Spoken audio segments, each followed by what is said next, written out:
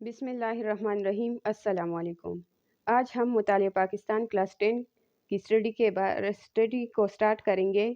اس میں ہم سب سے پہلے فرسٹ چیپٹر جو ہے وہ پاکستان کی تاریخ کے بارے میں پڑھیں گے۔ پاکستان کی تاریخ کے بارے میں اس میں جو پہلا ٹاپک آتا ہے وہ ذوالفقار علی بھٹو کی آتی ہے۔ تو چلے ہم سٹارٹ کرتے ہیں ذوالفقار علی بھٹو کی ٹاپک۔ ذوالفقار علی بھٹو کا دور حکومت، اسے ہم ذوالفقار علی بھٹو کا ایرا بھی کہہ سکتے ہیں۔ تو ذوالفقار علی بھٹو کا جو ایرا تھا، جو دور حکومت تھا، وہ 1971 سے لے کر 1977 تک تھا۔ 1971 سے لے کر 1977 تک تھا۔ اس دوران انہوں نے بہت سے کام کیے تھے، لیکن ہم ان کی فردر اسٹیپ بائی اسٹیپ جو ہے ہم ان کی اسٹڈی کریں گے۔ 20 دسمبر 1971 کو ملک کے سویلین مارشل لا ایڈمنسٹریٹر کی حیثیت سے انہوں نے حکومت سنبھالا۔ 20 دسمبر 1971 کو وہ ایک اقتدار میں آ گئے اور انہوں نے حکومت اپنے ہاتھ میں لے لیا۔ پھر 20 اپریل 1972 کیا آتی ہے؟ 20 اپریل 1972 تک جو ہے ملک میں مارشل لا نافذ رہا۔ ذوالفقار علی بھٹو جو تھا، انہوں نے بہت نازک وقت میں جو ہے وہ انہوں نے حکومت سنبھالا اور انہوں نے بہت سے مشکلات کا جو سامنا تھا انہوں نے کیا۔ پھر 1971 کی جنگ کی بات اگر ہم کریں، 1971 کا وار جو ہوا تھا ہم اسے وار بھی کہہ سکتے ہیں۔ 1971 کی جنگ یا وار، جنگ میں جو تھی انہوں نے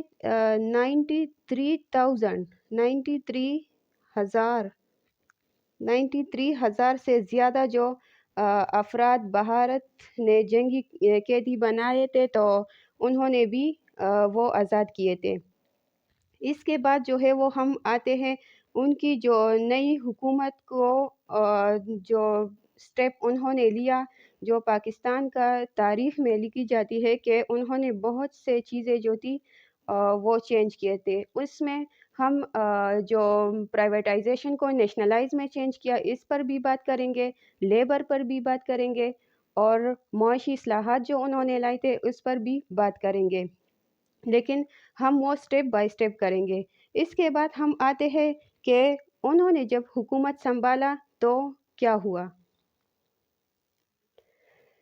اچھا، تو انہوں نے جب حکومت سنبھالا تو بھٹو صاحب نے چاروں صوبوں میں اپنے نمائندوں کو کیا ہے جو گورنر ہے وہ منتخب کیے۔ جو سندھ کا جو گورنر منتخب کیا تھا وہ ان کا نام تھا ممتاز علی۔ کیا نام تھا ان کا؟ نام ممتاز علی تھا۔ یہ سندھ کا تھا۔ اور دوسرا جو تھا حیات محمد خان جو تھا، حیات محمد خان شیرپاؤ، ان کا پورا نام حیات محمد خان شیرپاؤ، یہ KPK کے لیے منتخب ہوئے تھے۔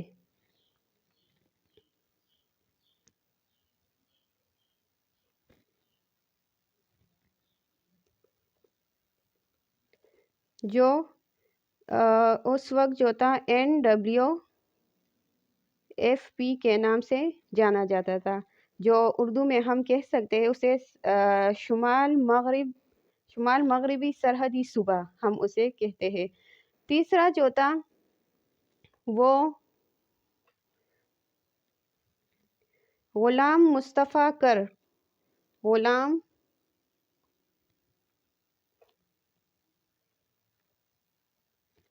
مصطفیٰ کر، ان کو پنجاب کے لیے منتخب کیا تھا اور لاسٹ پہ جو بلوچستان کا گورنر مقرر کیا تھا وہ تھا غوث بخش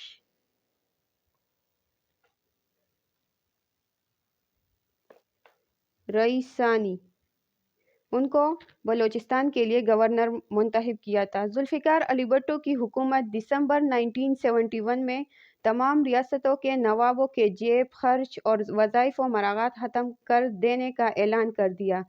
سرمایہ دار خاندانوں کے پاسپورٹ ضبط کیے۔ سرمایہ دار ہم کیسے کہتے ہیں؟ سرمایہ دار وہ